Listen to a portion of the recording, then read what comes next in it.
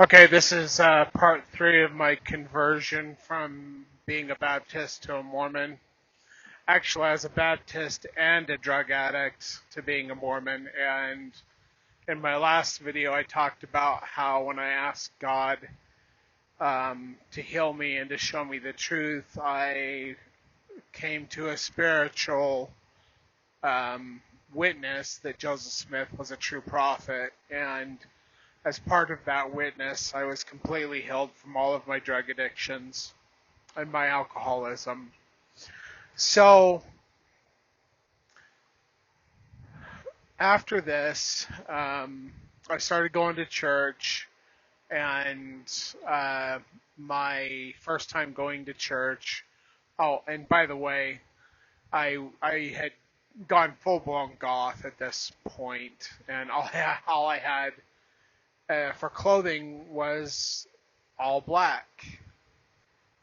And first time I went to church after my conversion, that's all I had, so that's what I wore.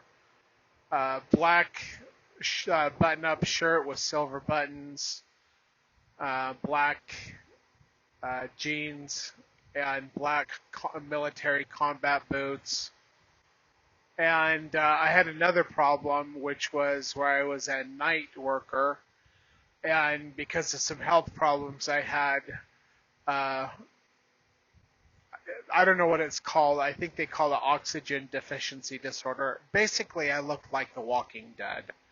Very pale, very sickly. And anyway, so first time I went to church, I walk in and they're having a stake conference, and the whole stake center is like packed. And everybody stopped talking when I walked in. So this was 1996, in the fall of 96, in Layton, Utah, on Gordon Avenue. And anyway, so I went in, and you could hear a pin drop. Luckily, the missionaries were there, and they knew I was coming. And they came over and grabbed me, and we went and sat down on the front row. Or maybe it was the third row. I don't remember. Anyway, so that was the meeting. And you know what? It was good. It was a good meeting.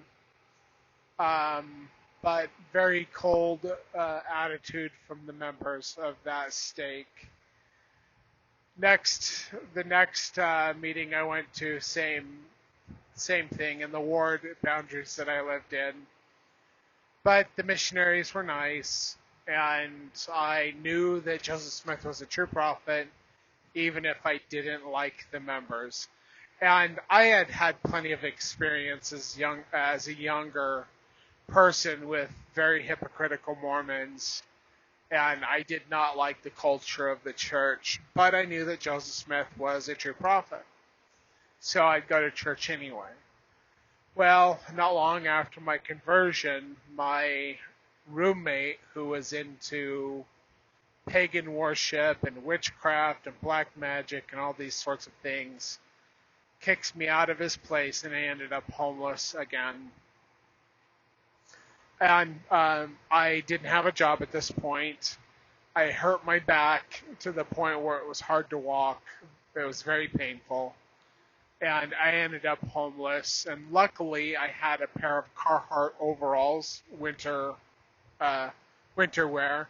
I had a really good coat. I had some really good snow boots and gloves, and I had a backpack, and I had a few things that I kept with me, and that was me. In December of 96, for about a month and a half to the middle or end of January of 97. Sometime during this time period, my grandfather, my mother's father, was laying in bed before he put his wooden legs on, and he was just thinking about whatever he was thinking about, and he heard an audible voice tell him to find me and to send me on a mission. The last thing that he had heard was that I thought that Joseph Smith was a false prophet and that the angel Moroni was really the devil come as an angel of light, and that I wanted my records removed from the church, which, by the way, my grandparents served 7 missions for the church. They were all in, and, to the best of their ability.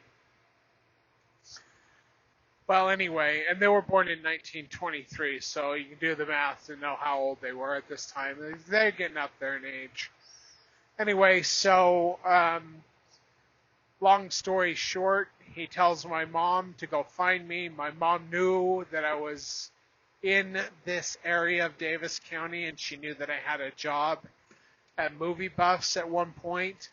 So she went in there looking for me, and my friend Amber Lyons told my mom that he doesn't work here anymore and that he's homeless, but sometimes he comes in to visit. And if you'll leave me your phone number, I will tell him that you are trying to contact him. So as it were, I eventually made my way over to the old Movie Buffs, and and Amber told me, hey, your mom was in here looking for you, and here's her phone number. She wants you to call her. And she let me call her on that landline. This is before cell phones, by the way. Actually, I think it was around the time of pagers. Anyway, so I called my mom. She came and picked me up and took me to her home and told me, Grandpa wants to talk to you about something. So she called them before she came to pick me up, and they lived down in Richfield, Utah. So that was their winter home. Their summer home was Spencer, Idaho. And anyway, they came up from Richfield, Utah to Taylorsville, Utah, where my mom lived with her last ex-husband. Well, I guess they were married at the time. My grandfather, knowing that I was very anti-Mormon, he decided to give me 2 choices instead of just doing what God told him to do in that audible voice that told him to send me on a mission. He offered to put me up at the Little America Hotel and to pay for university, and so I could go to college, and he would pay for all of my college and all of my room and board if I wanted to do that, or he would send me on a mission. Now, I only had my GED because I wasn't able to finish high school, but when I was 14, I was in Primary Children's Hospital psychiatric ward because of some severe things that happened to me as a child and as a teenager, and I suffer from borderline personality disorder, which means I see everything in black and white. There's no gray for me.